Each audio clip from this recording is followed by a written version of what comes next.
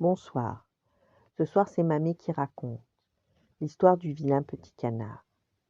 C'était au milieu de l'été, près d'une forêt au bord de l'eau, se dressait un vieux château et à ses pieds, dans un large fossé, une canne couvait ses œufs. Elle attendait patiemment, à l'abri dans sa retraite, l'arrivée de ses petits canetons. Un beau jour, enfin, les œufs se fendillèrent. L'un après l'autre, les canetons sortirent de leur coquille. Pip, pip, pip, firent-ils en ouvrant des yeux ébahis. Que le monde était grand! Mais la canne soupira, car dans le nid restait encore un œuf intact, plus gros que les autres. Un vieux canard de passage lui dit « Ce doit être un œuf de dinde, abandonne-le !» Mais la jeune maman se remit à couver le gros œuf, qui s'ouvrit enfin. Une grosse boule grise et laide en sortit. « Comme il est vilain !» s'exclama la canne. « Il ne ressemble pas à un canard. Serait-ce un dindon ?»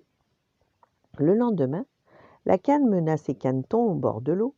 Ils plongèrent l'un après l'autre, même le gros caneton gris. « Ce n'est pas un dindon, » observa la canne. « Il nage trop bien. » La canne alla alors présenter sa famille à ses amis et au vieux canard. Dans la cour, tout le monde se moquait du vilain petit canard. Lorsqu'il s'inclina devant le vieux canard, celui-ci s'exclama « Coin, coin, il est énorme, comme il est affreux. Heureusement, vos autres enfants sont adorables. »« Il n'est pas beau, c'est vrai, mais il sait très bien nager. Il deviendra fort avec le temps, » répliqua la mère. Mais comme il était rejeté et martyrisé par tous, même par ses frères et sœurs, la mère se désolait. « Si seulement tu n'étais pas si vilain !» Plein de chagrin, un soir, le caneton gris et laid s'enfuit par-dessus la haie, faisant s'envoler les petits oiseaux. « Ils ont peur de ma laideur, » pensa le caneton. Il se réfugia dans un marais où vivaient des canards sauvages. Épuisé, il s'y coucha et y passa la nuit. 2 jours plus tard, 2 oies sauvages vinrent à sa rencontre.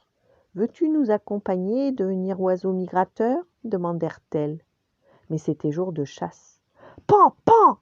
2 coups retentirent, et les oies s'enfuirèrent affolées. Affolé aussi, le vilain petit canard se sauva. « Je vais partir dans le vaste monde, dit-il. » Puis l'automne arriva. Un soir, au coucher du soleil, le caneton vit dans le ciel des grands oiseaux majestueux. C'étaient des cygnes qui partaient vers les pays chauds. Il se dit alors qu'il n'avait jamais rien vu d'aussi merveilleux. L'hiver fut terriblement froid. Le jeune canard devait nager, toujours nager, pour ne pas être pris par le gel. Un matin, un paysan le trouva emprisonné dans la glace. Il la brisa d'un coup de sabot et ramena le canard à sa femme, qui le ranima. Les enfants voulurent alors jouer avec lui, mais il prit peur et s'enfuit dans la neige. Que l'hiver fut long et triste pour le pauvre petit canard. Pourtant, au beau jour, le soleil revint, amenant chaleur et lumière. C'était le printemps. Le canard battit des ailes et à sa grande surprise, il s'envola. Il parvint dans un joli jardin où les fleurs s'épanouirent au soleil. Il aperçut alors 3 sublimes cygnes blancs qui glissaient doucement sur l'étang. Le caneton nagea à leur rencontre. « Tuez-moi !» dit-il en inclinant la tête et en attendant la mort. Mais que vit-il alors se reflétant dans l'eau? Un magnifique cygne éclatant de blancheur. Désormais, il n'était plus le vilain petit canard, et autour de lui, des enfants s'exclamaient « Quel beau cygne blanc !» Voilà, bonne nuit, faites de beaux rêves, et à demain.